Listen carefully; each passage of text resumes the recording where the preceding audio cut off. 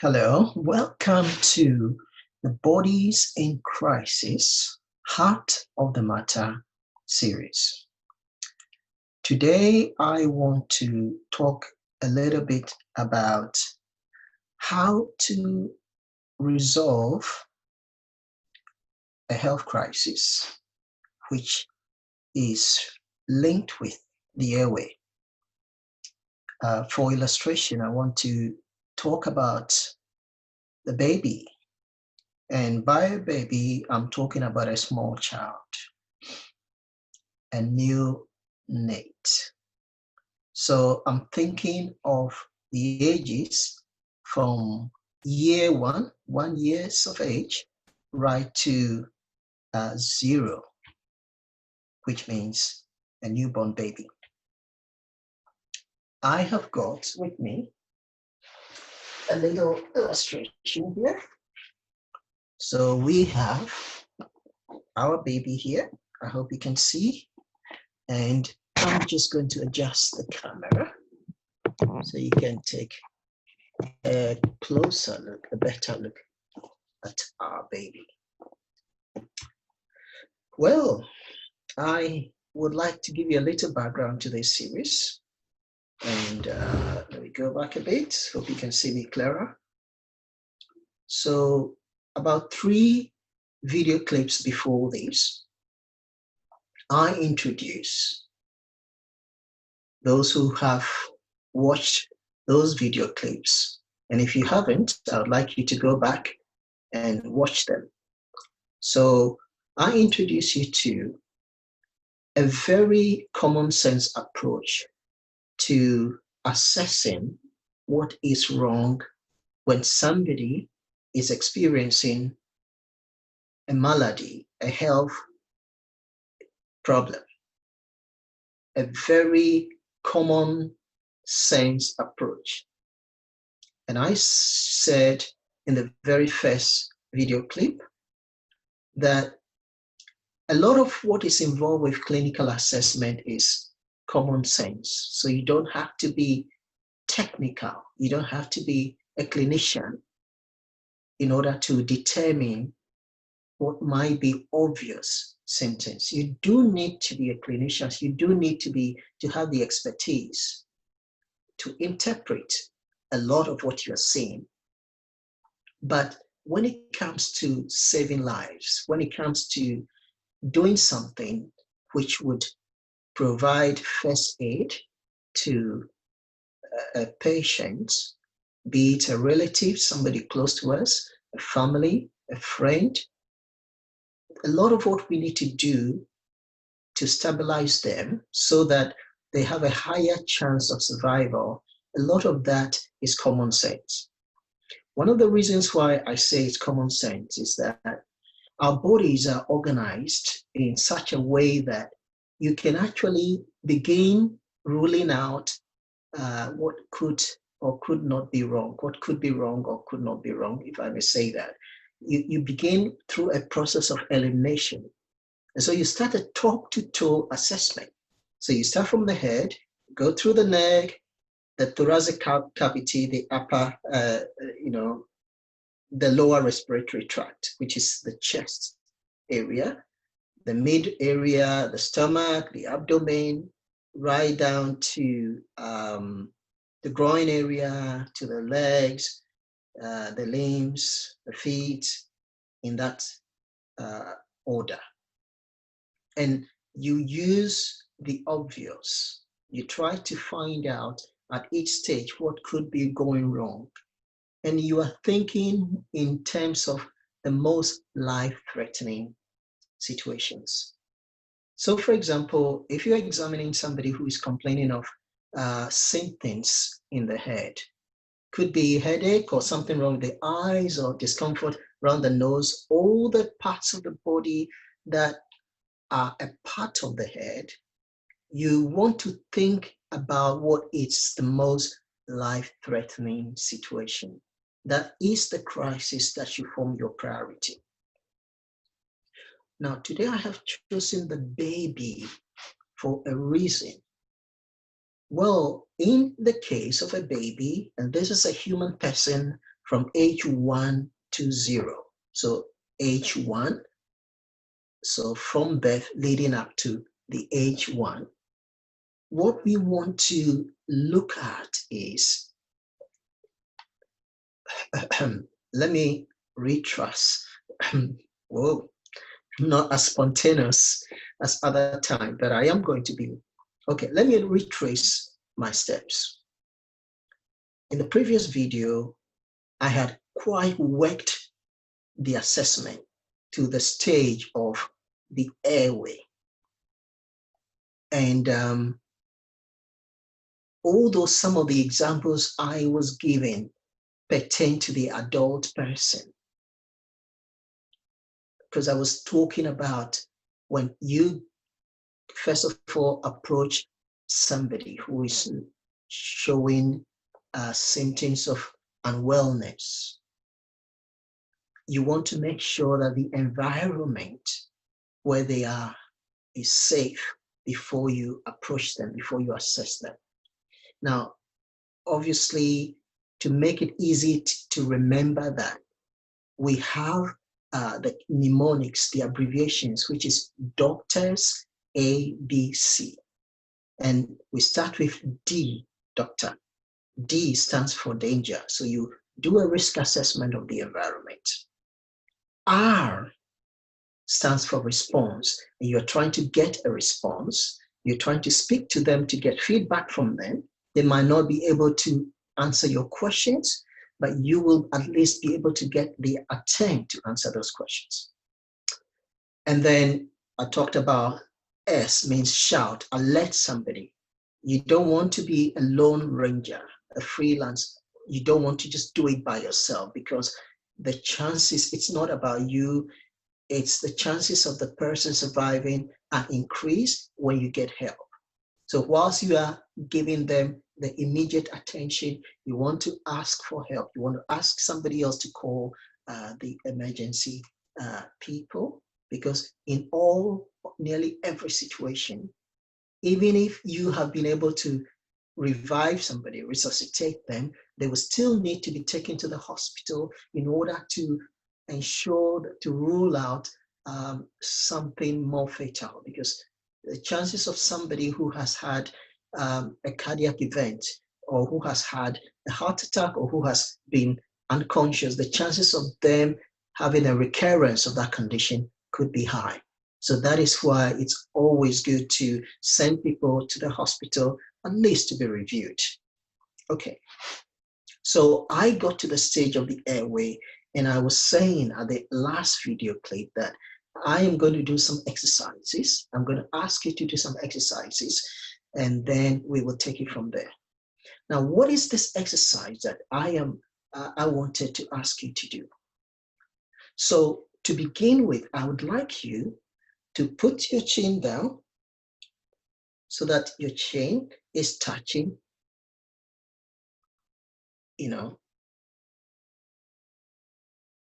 down this way, just touching down this way. Okay, close it down, your chest. Just put your chin down to be touching your chest. And try to inhale, try to take breaths in that posture.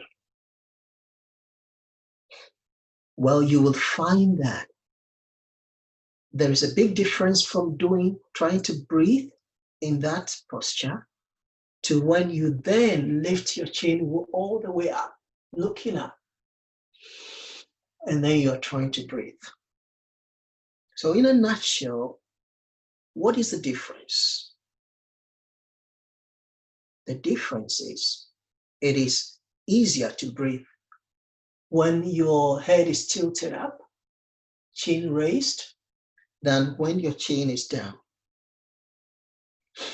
Because what happens in the first position with your chin down, resting on your chest, is that in that position, the tongue falls backwards and blocks the airway. And in order to breathe, we are somewhere in the middle. We lift our chin up. We may not lift it all the way up, but we lift it up so that the tongue moves out of the way and we can breathe. So the tongue is one obstruction of the airway that we need to be aware of. And for a conscious person who is maintaining their own airway, the tongue is out of the way. The tongue is in the right position. It's moved forward.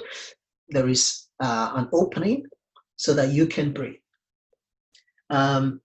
Later on, I would, not in this clip, but in a subsequent clip, I would give you an illustration of that using a diagram.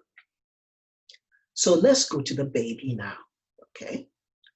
Using the illustration, using the mechanism of making sure that the chin is not resting on the chest, because if that is the case, the airway would be obstructed because the tongue has actually blocked the airway.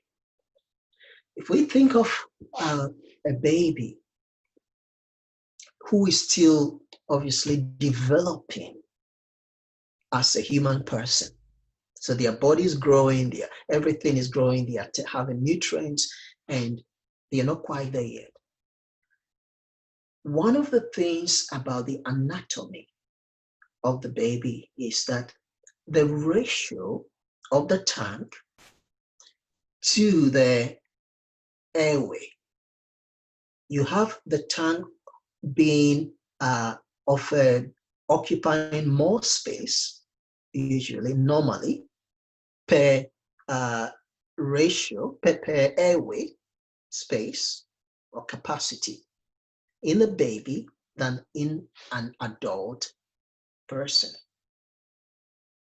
Which means it is easier for the baby when the tongue is falling backwards, when we have that kind of situation, it is easier for the baby to develop cardiac arrest, to arrest, meaning for their breathing to stop. There are more incidents of that happening than for an adult. Now, another thing we will find that whilst the baby is still developing, their frontanel, which is the gap up the head, the head, this area of the head for the baby, the frontanel, especially for the babies who are a few days old, newborn babies, right up to age 2, it takes that period for the frontanel to actually close, okay? So there is that gap, and it takes that period for it to close normally.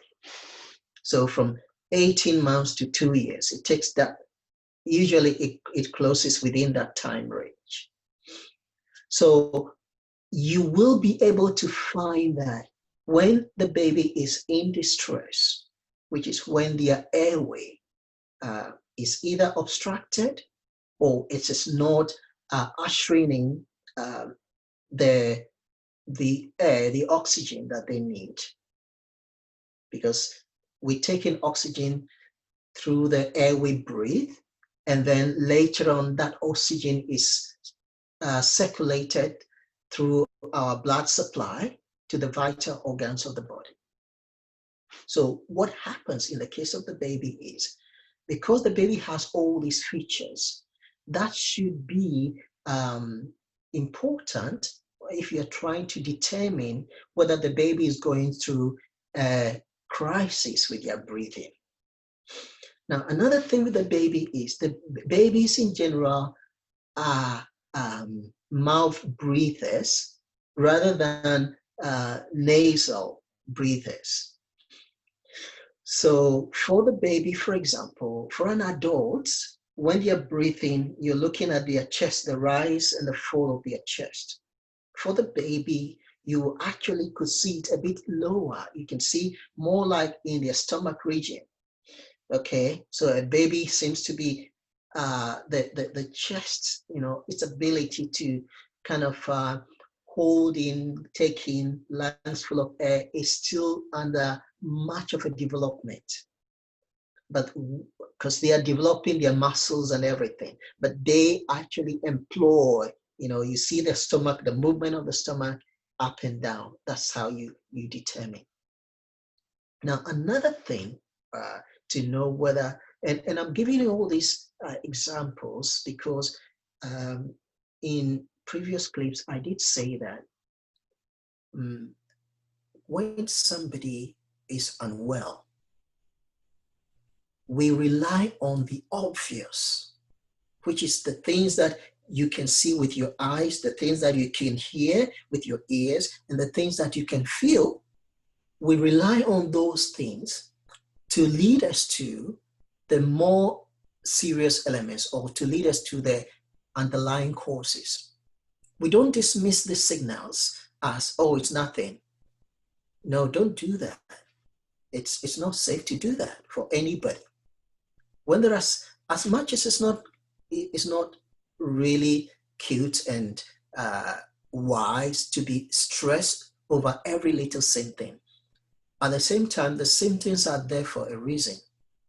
They are there as signposts to lead us to what may be wrong.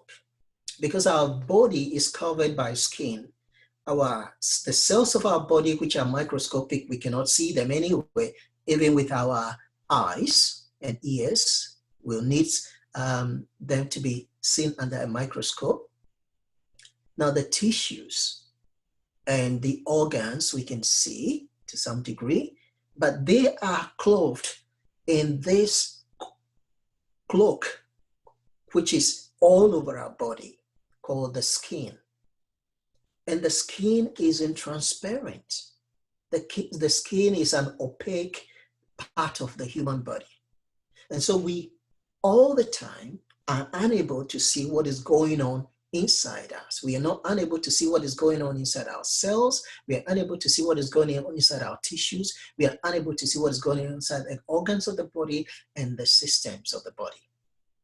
And the only way we will be able to determine when our bodies, we're going through a health crisis of one sort or the other, the only way we're able to determine what may be going wrong is by looking at these obvious symptoms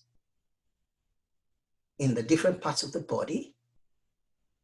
When somebody is indicating that they are in some discomfort or something is not right, we use these obvious symptoms to lead us, to signpost us to what could be the underlying cause. And yes, I recognize that that will cause for expertise. Yes, I recognize that. But there's something that everybody can use to ask for help. And those are the symptoms. So when you have a baby and the baby is breathless and is struggling to take in breaths, and you see the movement of their stomach, you see the movement, and then you see the frontal for young babies, you see that, they're struggling to breathe, you can see the movement up their head. And another thing you can see with the baby is they could be, lethargic.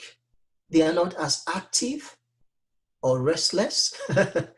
Restlessness and agitation is also an indication that either oxygen is not getting to the brain or there's something wrong. They are not feeling well. They are not able to concentrate. It's an agitation.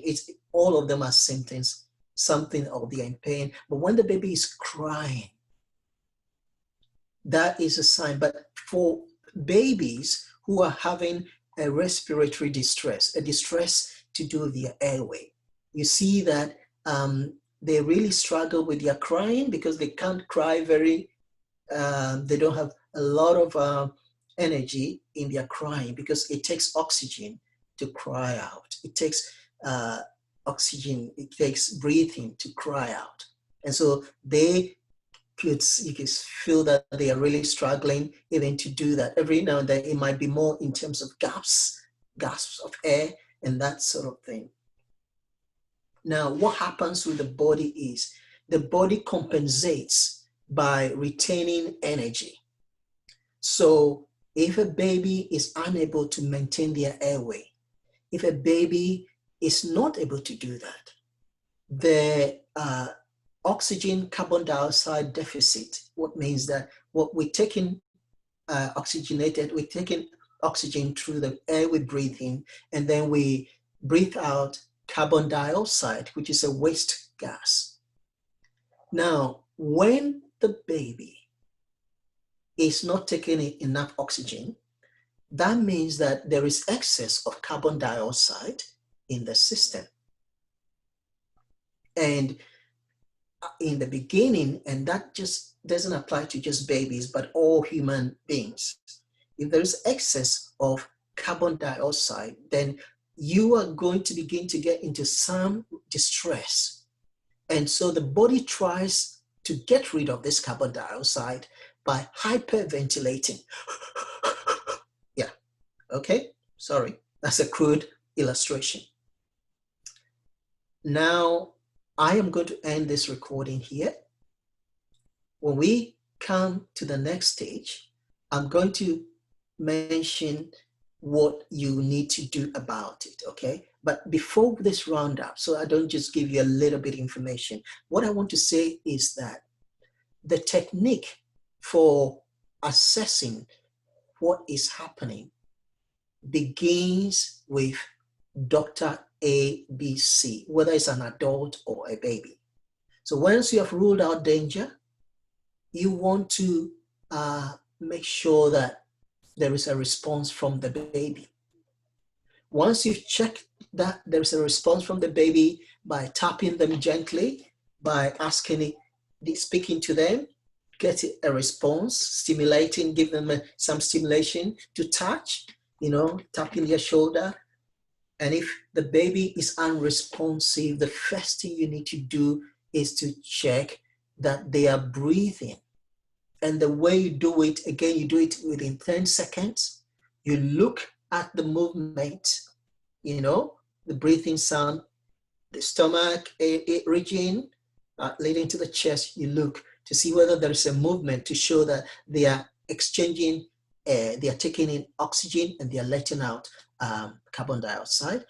And you do listen to their breathing sounds. So you look, you listen simultaneously with your ears. So you're looking, facing this direction. You are listening with your ears attending to your mouth, and you feel if there is breath coming out, you can feel it on your cheeks. Now, within 10 seconds, if you are not getting a look, listen, and feel to indicate that breathing is taking place, then the next thing you want to do is your airway for the baby. Now, I'll come to the adults later, but for the babies, I need to tell you that watch for the neck. Make sure that they are in a stable base, okay? And I have put some cushions here, which is very stable. So what you want to do is you clap your hands. You don't squeeze it, but you just support it here. And then come into the baby, and I'm just going to get as close as possible. So come into the baby. Now you put your finger, one will do because it's a baby, gently at the mid region of their chin, and then with your head here supporting a bit cupping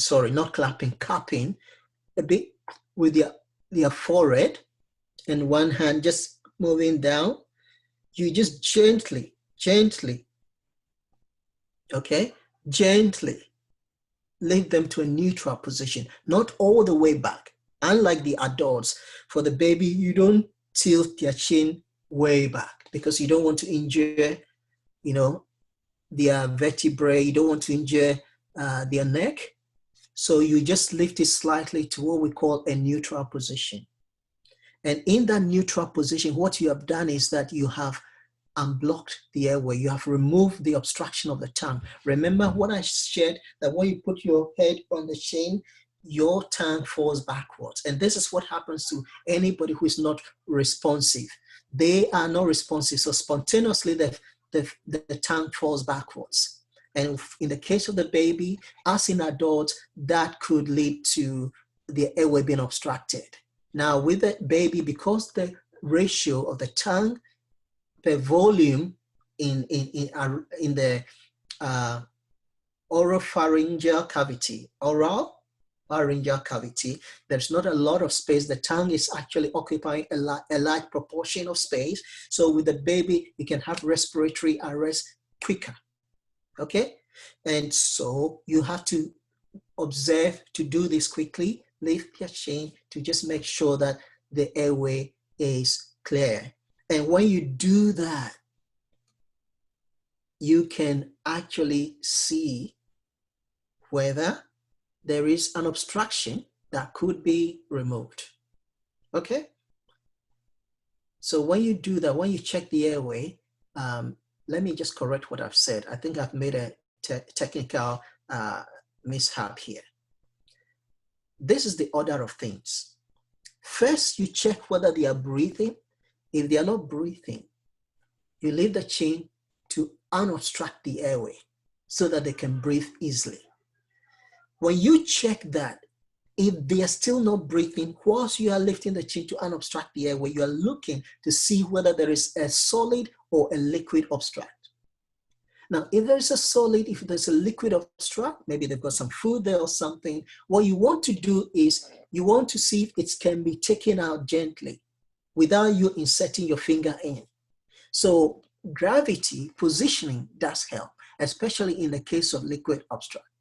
Now, a mother to a baby usually has been warned by the midwives of some potential things that could happen with feeding and so on. If you are in the hospital environment, then we have things like suction that we use to suction out liquid obstructs. I know some mothers, because I remember my sister when my nephew, who is in his 30s, late 30s now, was born after a few months old. I know my sister did have, oh, sorry, I forgot. That was actually my children's mother, had something to use to suction out, to suck things out of the baby. So there are all kinds of things to assist. Now, I'm not going to go into more detail now. I'll rather continue on another clip. But the most important thing you need to do is to make sure that the airway is not obstructed. And on that note, I would end this recording and thank you. And when we come back, I would continue. Now, before I end this session, I just wanted to make you aware that on Friday this week, which is the 24th of July, Friday, and exactly, I think 2:30 in the afternoon, sorry, 3 o'clock in the afternoon, we have got a holistic health and education forum taking place. Now, this event is open to the public, and it's going to be having conversations about health and just learning, just educating ourselves in light of the COVID-19 pandemic. So I am going to be sending information about this together with this video clip. So I look forward to engaging with you again. What I mean by engaging is this video would have comments. So if you want to give me feedback, or if you want to just send me a text by WhatsApp, I hope you found this helpful. Thank you very much. Bye for now.